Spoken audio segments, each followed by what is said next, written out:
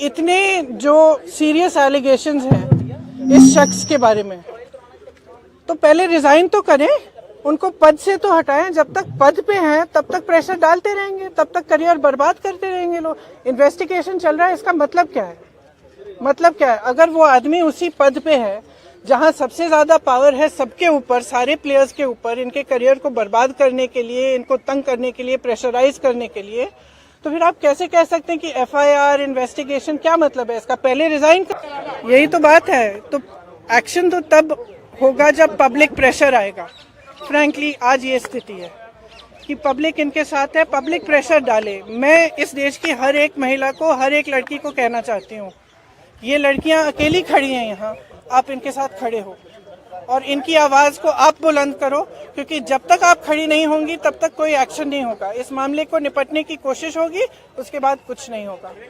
अब इस वीडियो में देखिए दोस्तों, पूरे स्क्रीन पर देखिए। इस वीडियो में आप देख सकते हैं कि मंच पर बैठकर जो है प्रियंका गांधी वाड्रा, साक्षी मलिक, विनेश फोगाट और बजरंग पुनिया से चर्चा कर रही हैं। जाहिर सी बात है वो पूरे डिटेल्स उनसे जानने की कोशिश कर रही हैं कि उनके साथ 2014 से क्या हो रहा है। क्योंकि मैं आपको याद दिलाना चाहूंगा दोस्तों कि ये यातना इन खिलाड़ियों ने आज से नहीं बल्कि पिछले 10 सालों से सही है।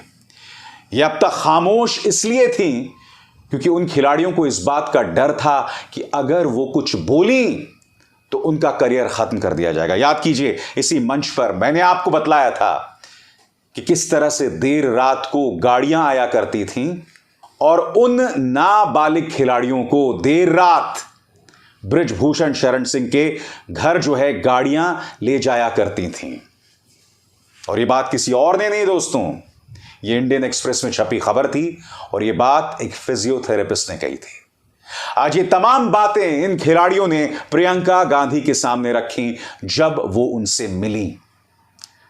मगर आज का दिन और भी कई मायनों से चर्चा में है। और वो मुद्दे क्या हैं दोस्तों, मैं चाहूंगा आप मेरे एक एक शब्द को सुने।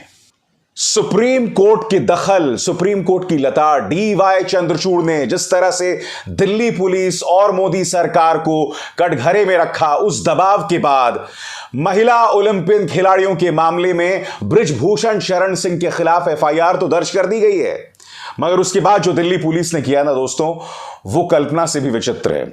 आप जानते हैं क्या हुआ? पत्रकार मनदीप पुनिया ने यह वीडियो अपने ट्विटर हैंडल पर डाला है और इस वीडियो में जैसे कि आप देख सकते हैं वहां पर बिजली काट दी गई है। खिलाड़ी अब भी वहां प्रदर्शन कर रहे हैं और उनकी मांग बिल्कुल साफ है। मुद्दा सिर्फ एफआईआर का नहीं है, बृजभूषण शरण सिंह को गिरफ्तार किया जाना चाहिए और जब तक ये गिरफ्तारी नहीं होगी हम अपना यह आंदोलन खत्म नहीं करेंगे। बिजली काट दी गई है दोस्तों। मैं चाहूंगा कि मनदीप पुनिया ने अपने ट्विटर हैंडल पर क्या डाला है दोस्तों, उसको लेकर आप ये पूरा वीडियो देखिए आपके स्क्रीन पर। और पुलिस तो नहीं बता दो लोग कितने अत्याचार कर लो ना, यो आंदोलन तो नहीं चला जब तीन न्याय ना मिल जाता और उन तनु पूछ लो पुलिस वाला। अगर आप लोग की बेटी होती तो आप ऐसा ही व्यवहार करते क्या? ये भारत की बेटियां हैं, आप ऐसा व्यवहार क्यों कर रहे हो? तो ये बिजली पानी और आपकी एसीपी से बात हुई तो उन्होंने क्या कहा? एसीपी ने बोला जो ऐसे ही रहेगा, जो करना कर लो, आप लोगों की मर्जी है, हम वो नहीं करेंगे। बोला धरना आप लोग चलाओ, सड़क पे सो। बिजली काट दी गई है, पानी अंदर नहीं आने दे रहे हैं, हर तरीके से तानाशाह कर रहे हैं। पता नहीं सा कैसा बृजभूषण मुझे लगता है कानून से भी बड़ा हो गया है, जो उसकी हरकत जो हो रही है खिलाड़ियों की गला। पूरा देश समर्थन में खड़ा है, उसके बावजूद भी उसको इतना सपोर्ट कर रहे हैं लोग। जैसा कि आप सुन सकते हैं दोस्तों, बजरंग पुनिया का यह कहना है कि यह तानाशाही रवैया नहीं चलने वाला है।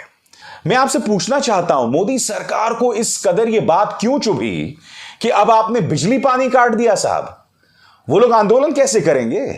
क्या आंदोलन करना उनका अधिकार नहीं है? आपने वहां पर बिजली पानी काट दी, क्यों? क्योंकि सुप्रीम कोर्ट की लताड़ के बाद आपको एफआईआर दर्ज करनी पड़ी।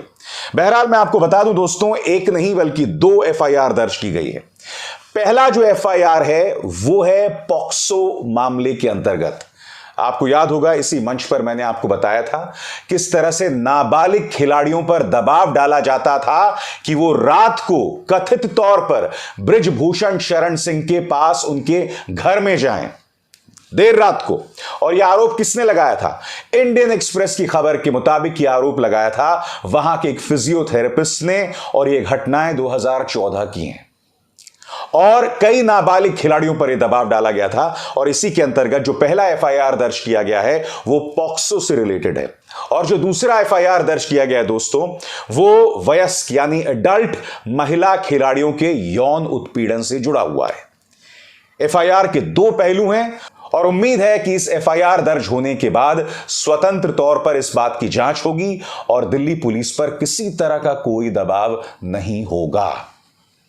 मगर कितनी शॉकिंग बात है ना, देर रात देखिए किस तरह से बिजली काट दी गई। एक और नजारा दिखा दोस्तों, पापा की परी खिलाड़ियों के बीच पहुंची और खिलाड़ियों ने, उनके समर्थकों ने गोदी मीडिया हाय हाय के नारे लगाए। देखिए वीडियो।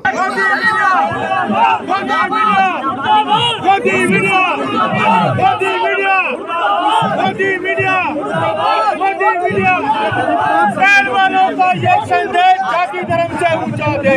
मेहरबानों का ये सुनो,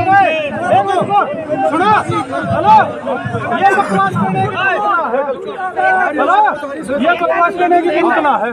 हमारी बात मेरा निजी तौर पर मानना है कि अगर कोई काम करने आया है तो ये हाय हाय के नारे नहीं लगाए जाने चाहिए, मगर गोदी मीडिया को समझना पड़ेगा कि आज अगर इस तरह से पीड़ित आंदोलनकारी आपके खिलाफ हाय हाय के नारे लगाता है, क्योंकि आपको याद होगा किसान आंदोलन के दौरान भी कई पापा की परियां, कई गोदी मीडिया पत्रकार वहां पहुंचे थे। शाहीन बाग के आंदोलन के दौरान किस तरह से इनके खिलाफ नारे लगाए गए थे। क्यों?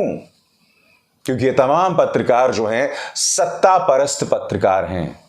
पिछले 8 या 9 सालों में इन्होंने जो अपनी पहचान बनाई है वो है भारतीय जनता पार्टी के पिछलग्गुओं के तौर पर, और उसके अलावा कुछ नहीं। इसीलिए इन्हें गोदी मीडिया कहा जाता है, इसलिए इनके खिलाफ नारे लगाए जाते हैं। हालांकि जैसे मैंने कहा, नारे नहीं लगाए जाने चाहिए और उन्हें अपना काम करने दिया जाना चाहिए, मगर यह हकीकत है दोस्तों। और हकीकत यह भी है दोस्तों, जैसा कल मैंने अपने कार्यक्रम में आपको बतलाया था कि विराट कोहली, सचिन तेंदुलकर, महेंद्र सिंह धोनी, ये तमाम खिलाड़ी, हमारी महिला खिलाड़ियों के खिलाफ जो ये उत्पीड़न किया गया था उसको लेकर खामोश हैं।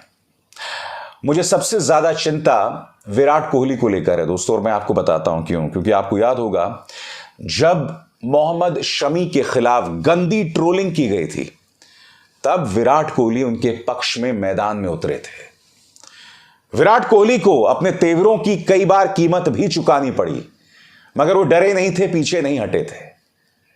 आज विराट कोहली से यह उम्मीद की जाती है कि आप मैदान में उतरें, इन खिलाड़ियों के लिए अपनी आवाज बुलंद करें, जैसा कि ओलंपिक में भारत को 2 स्वर्ण पदक दिलाने वाले इन 2 खिलाड़ियों ने किया है। आपके स्क्रीन पर नीरज चोपड़ा दोस्तों, जिन्होंने ओलंपिक में हाल ही में गोल्ड मेडल हासिल किया था, वो खिलाड़ियों के पक्ष में मैदान में उतरे हैं। आपकी स्क्रीन पर अभिनव बिंद्रा, एक और गोल्ड मेडलिस्ट, वो भी मैदान में उतरे हमारे खिलाड़ियों के लिए।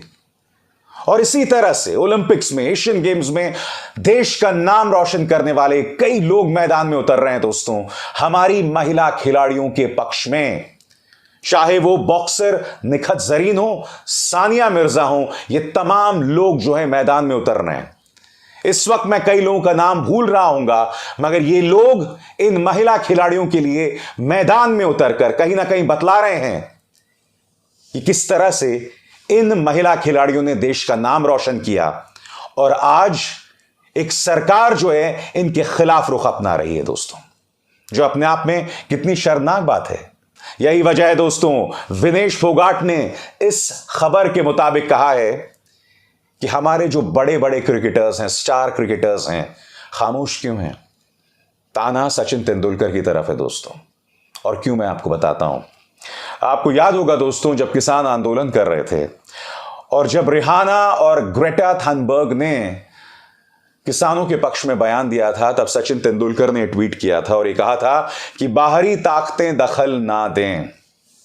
यह बात अलग है, जो किसान आंदोलन कर रहे थे आपने इंटरनेट काट दिया था।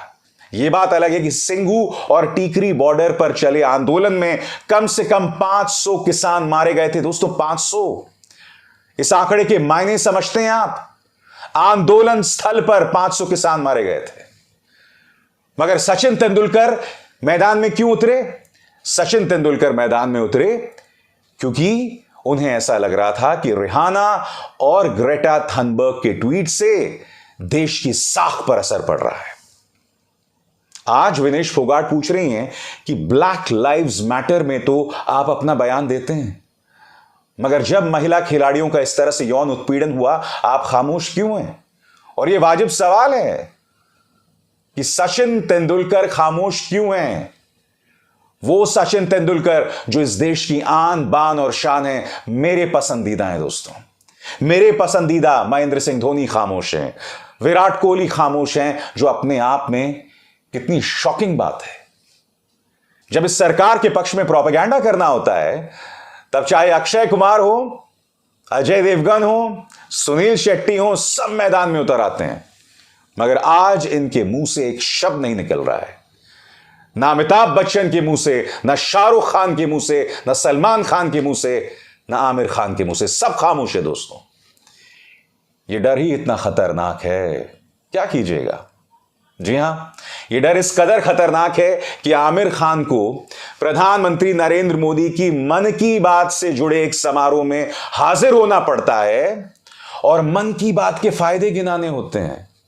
यह डर इतना खतरनाक है। इसी डर के खिलाफ हमारी महिला ओलंपियंस जो हैं वो मैदान में संघर्ष कर रहे हैं दोस्तों, वो मैदान में संघर्ष कर रहे हैं। और इस सरकार से लोहा लेना आसान बात नहीं है। मैंने कल ही आपको बताया था कि किस तरह से पीटी ऊषा ने, जी हां, पीटी ऊषा ने कहा था कि जो महिला खिलाड़ी जो हैं वो मैदान में हैं, प्रदर्शन कर रही हैं, वो अनुशासनहीनता है और देश का नाम बदनाम कर रही हैं। आज मैं आपको एक पुराना वीडियो दिखाता हूं दोस्तों, जब कांग्रेस की सरकार हुआ करती थी, जब ये शख्स एमएस गिल खेल मंत्री हुआ करते थे। आप जानते हैं भोपाल में एक समारोह होता है, पीटी ऊषा वहां पहुंचती हैं, उन्हें रेलवे स्टेशन में 2 घंटे इंतजार करना पड़ता है। वो समारोह स्थल पहुंचते हैं, वहां उन्हें कमरा नहीं मिलता है, और जैसा कि आप इस वीडियो में देख सकते हैं, पीटी ऊषा रोने लगती हैं। मैं नहीं भूला हूं दोस्तों, जब यह खबर हुई थी उस वक्त मैं आज तक में हुआ करता था, और मैंने भी इस बात पर हैरानी जतलाई थी कि पीटी ऊषा ने देश का नाम एशियन गेम्स में इस कदर रोशन किया, और यह सरकार इस तरह से 2 घंटे तक उन्हें रेलवे प्लेटफॉर्म पर इंतजार करवाती है, उन्हें रूम नहीं मुहैया करवाती है। मगर मैं आपसे पूछना चाहता हूं दोस्तों, उन महिला खिलाड़ियों का यौन उत्पीड़न हुआ था, इसी चैनल पर मैंने आपको बताया था उस फिजियोथेरेपिस्ट का बयान कि उन्हें किस तरह के नर्क से गुजरना पड़ा था। उनके सामने एक राजनीतिक बाहुबली बृजभूषण शरण सिंह था। सुप्रीम कोर्ट की दखल के बाद ही उसके खिलाफ एफआईआर दर्ज हुआ था। पीटी ऊषा यह कहती हैं कि आप अनुशासनहीनता कर रही हैं, मगर आपको रेलवे प्लेटफॉर्म पर 2 घंटे इंतजार करना पड़ता, तो आप इस तरह से रोने लगती हैं। यह क्या चीज है, मैं समझना चाहता हूं। आपने देश का नाम रोशन किया है पीटी ऊषा जी, और आप इस तरह के बयान दे रही हैं। और मैं जानता हूं इस तरह से बयान क्यों दे रही हैं, क्योंकि आप खेल मंत्री के साथ टेबल टेनिस खेल रही होती हैं। यह देखिए साहब, खेल मंत्री के साथ टेबल टेनिस। अब जाहिर सी बात है कि जब आप खेल मंत्री के साथ टेबल टेनिस खेल रही होती हैं, तो इस सरकार के खिलाफ तो बयान देने का सवाल ही नहीं पैदा होता है। मगर पीटी ऊषा, मैं आपको बतलाना चाहूंगा मैडम, कि इस देश में जितनी भी महिला खिलाड़ी हुई हैं, आप उन सब की सुपरस्टार रही हैं। आप इस देश की पहली महिला खिलाड़ी सुपरस्टार थीं, और आप इस तरह के बयान दे रही हैं। मगर आज से कई साल पहले जब आपको रेलवे प्लेटफॉर्म पर 2 घंटे इंतजार करना पड़ा था, तब आपकी आंखों में इस तरह से आंसू थे। मैं समझना चाहता हूं क्यों। बताइए बताइए, इस सवाल है, इस सवाल से बचा नहीं जा सकता है, जो अपने आप में कितनी बड़ी त्रासदी है।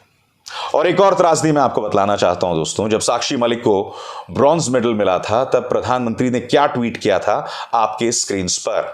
रक्षा बंधन के इस पावन पर्व पर साक्षी मलिक, जो कि भारत की बेटी हैं, उन्होंने ब्रॉन्ज मेडल जीता है और हम सबको गौरवान्वित किया। यह प्रधानमंत्री का ट्वीट है। प्रधानमंत्री, साक्षी मलिक इस तरह से रो रही हैं, स्क्रीन पर देखिए। तब आपने इस ट्वीट में कई चीजें कह दी थी। आपने रक्षाबंधन का भी हवाला दे दिया, आपने साक्षी मलिक के ब्रॉन्ज मेडल का भी हवाला दे दिया।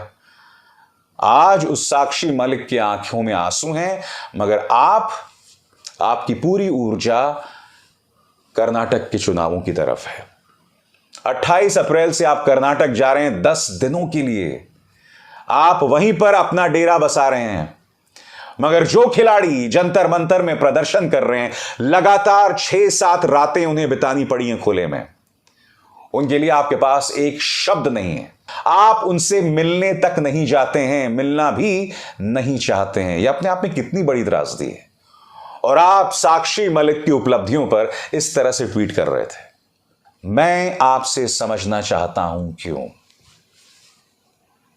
इस कार्यक्रम का मकसद क्या था कि आपके सामने इस समाज के दोहरे मापदंड पेश करना हो, चाहे वो पापा की परी जिसके खिलाफ हाय हाय किया गया, चाहे पीटी उषा, चाहे सचिन, महेंद्र सिंह धोनी, विराट कोहली, चाहे प्रधानमंत्री, इन सब के दोहरे मापदंड। दोस्तों, जब खिलाड़ी अच्छा करते हैं तो इनकी उपलब्धियों पर सभी तालियां बजाते हैं, मगर जब खिलाड़ी इस तरह से प्रदर्शन करते हैं तो इनके साथ कोई नहीं होता है।